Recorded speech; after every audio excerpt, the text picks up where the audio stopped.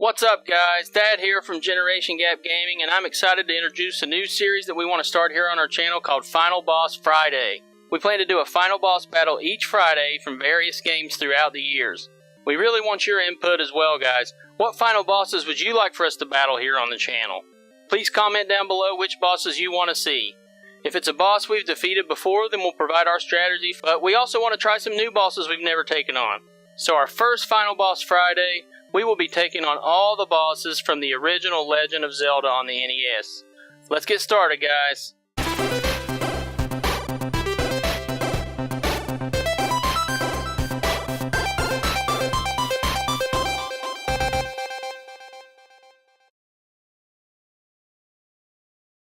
The boss from the first Zelda dungeon is the dragon named Aqua Mentis. A little disclaimer here, I do quite a bit of groundwork to make Link more powerful and resistant to enemies when the game first starts prior to taking on the first dungeon.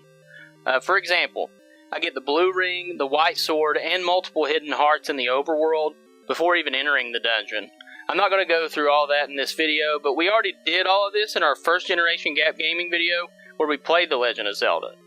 I'll put a link to that video in the description below if you want to check that out because it gives you such an advantage. Now on to Aqua Menace. Like most bosses in this game, he isn't too difficult. He basically shoots out 3 fireballs from his head, and all you have to do is stay towards the left side of the screen and learn how the fireballs spread, and you can easily dodge them. Once you dodge, head over towards his head and stab at his head, and you should easily defeat him if you have the white sword, and then head on and get your first piece of the Triforce. Up next is the Dongo, which actually looks more like a Triceratops to me, but you're given a clue during the second dungeon that he hates smoke, so that means he is sensitive to bombs.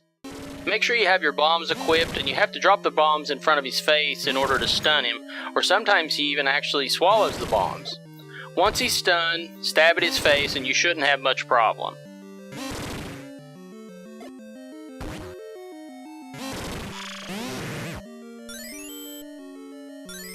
Now on to the third dungeon, which has Manhandla. For whatever reason, I am very unpredictable with fighting this boss because he moves around so sporadically. Just make sure you have your bombs equipped and try to place a bomb right in the center of his 4 mouths. If you do that, he'll die instantly, but it's not so easy as you can see here. The more mouths he loses, the quicker he gets as well. So once he gets moving so fast, I just try to hit him with the sword, which takes a little longer, but he'll eventually die and you can save some bombs. The fourth dungeon is home to Gleeok, the Two-Headed Dragon. The dragon doesn't move anywhere else on the screen and just shoots fireballs, which are fairly easy to dodge. I like to stand on one side of the dragon and just keep hitting him with the sword in the neck and head region, and he's quickly defeated most of the time. But it's really always a good rule of thumb to be stocked up on potions before you enter any dungeon to replenish your hearts quickly.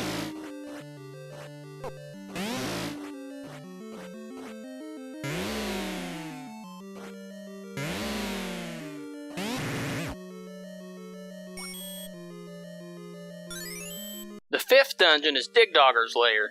The trick to defeating him is to equip the recorder, which is the secret item found in this fifth dungeon as well. Play the recorder right when you get in the room, and Digdogger will shrink down to about 1/3 of his size, and you can take him out with a few hits from the sword.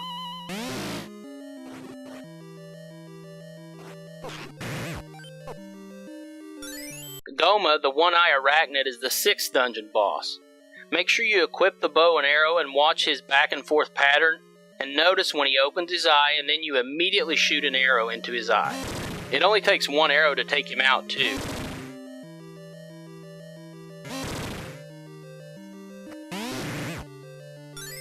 The seventh boss is Aqua Mentis again. I guess the developers didn't feel like making another boss or something, so you already know how to defeat him.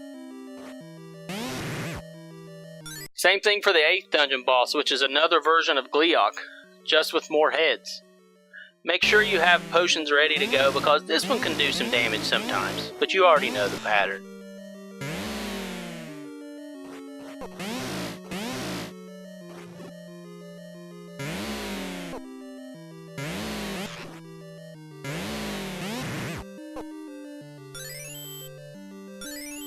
Okay guys, now for the final boss and the first introduction of Ganon in the Zelda franchise.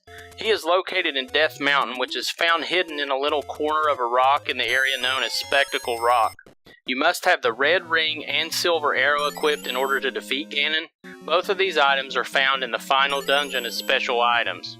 Ganon actually looks more intimidating than he really is. He first starts by vanishing and shooting random fireballs at you from all over the screen. I find it best by staying in the bottom left corner and just keep hitting the sword button like crazy, and it eventually hits him and he'll appear for a couple seconds and return to the fireballs.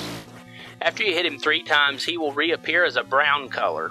Once you see this, immediately fire a silver arrow at him and he will be reduced to a pile of ash and allow you to claim the Triforce.